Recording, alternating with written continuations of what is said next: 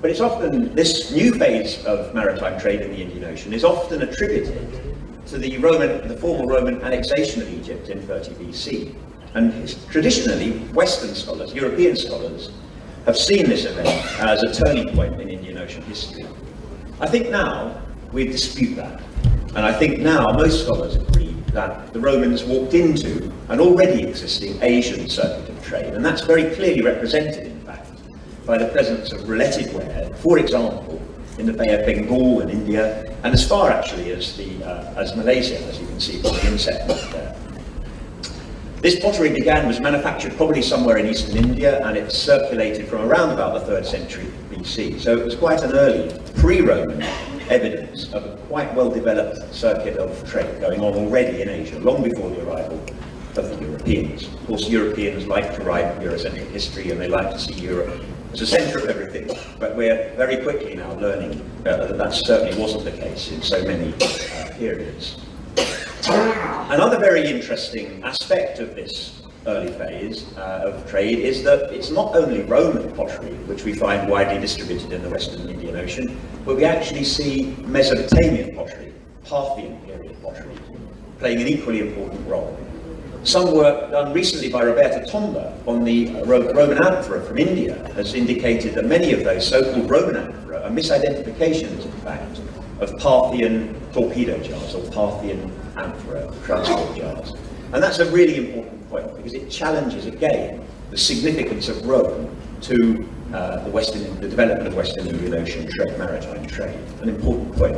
And we can see the same thing at Patna, a very important site that's currently being excavated by Professor Cherry in Kerala, possibly the Muziris of the Pericles of the Eritrean Sea, where we have the largest assemblage of Roman amphora finds from anywhere in the Western Indian Ocean outside the Red Sea. Extremely important site. And I've been working, kindly at the invitation of Professor Cherian, on some of the pottery from that site. You can see some of the Roman amphora there. But when we look carefully at the pottery, in fact what we find is again, there's a very significant proportion of Mesopotamian Parthian pottery there. So again, it wasn't just Roman influence, it wasn't just Roman contact, it was also Mesopotamian. It was Asian, inter-Asian, internal Asian trade routes, which are just as significant as the external influence of Europe and Rome. Nonetheless, we can see this phase as being a very important time for the beginnings of what we could call limited globalization. We start to see, by sea, interconnection, cultural interconnection, and exchange of religious ideas, technological ideas, and political ideas on a large scale. And this is represented by some of the sites that we can find. This is a Greek Hellenistic temple from Kuwait. And many people don't realize that we have this level of Hellenistic influence as far east as the northern tip of the Gulf here. And you can see very clearly an Ionic, crude Ionic Greek temple. Roman glass is also found widely distributed in the Indian Ocean, and this is another example. There are many that one could give in the United Arab Emirates, not far from Dubai, a site called Ad-Dur, where we have in the graves of this 1st century AD graves, we have a lot of Roman glass being traded, and very clear evidence of this interconnection, this interconnectivity that was developing at the time. And when we look at how those trade routes were developing, we can see that there were probably two major routes into the Indian Ocean, one through the Red Sea, and another down through Mesopotamia, taken by merchants through the rivers, down to the ports around the area which is now occupied by Basra. But this was still, I think up until this point, we're still looking at an Indian Ocean which is divided in two, very large. It's true that some Roman glass has been found in China. It's true that the Silk Road did connect China and the West by land. But broadly speaking, in terms of quantity and volume, the Indian Ocean was still divided into two major spheres, the East and the Western sphere. And very little maritime trade went beyond the southern tip of India into the Eastern Indian Ocean. So we're still looking at a divided world, even though there was localized globalization happening in the different spheres, as I've just shown you. When we come to the Sasanian period, which is in many respects a very key period for the site that we're looking at today, because the 6th century AD, the 4th century AD, the 3rd century AD is when the Sasanian Empire became the Sasanian Empire, is a time where we start to see strong evidence here of trade links. There's a bit of a debate amongst scholars in the West about exactly what the nature of Sasanian maritime trade in the Western Indian Ocean. Some scholars have seen it as a period of economic growth and a boom in trade across the Indian Ocean. I think that we're now beginning to dispute that, and I think we can now see the Sasanian period, in terms of maritime trade, as a period of decline, actually. A late antique decline in certain aspects of Indian Ocean trade. The quantity and the vibrancy of Western Indian Ocean trade, maritime trade during this time, seems to have declined. It's very difficult to find archaeological sites around the shores of the Indian Ocean which were really affected and developed by Sasanian period trade, even though we do have classical sources like Procopius and others that mention trade at this time.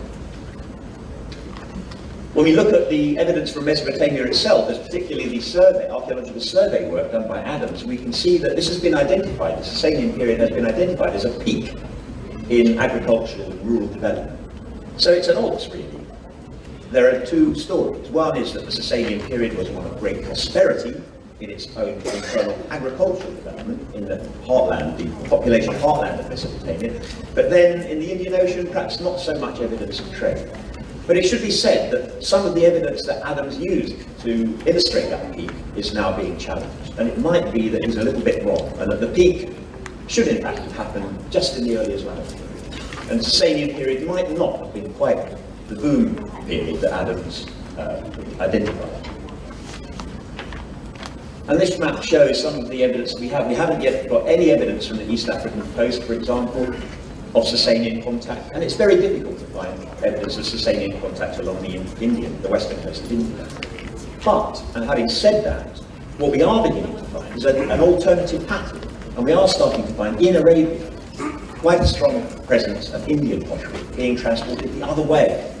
So it's not always a picture of the great civilizations exporting to the east. Here, we've got very good evidence of India exporting something. We don't know what in these pots, possibly ghee, possibly other dairy produce, to Arabia during the Sasanian period. So as we get further into the archaeological evidence, and as we look at it in more detail, we're getting a more nuanced, a more detailed picture of trade patterns.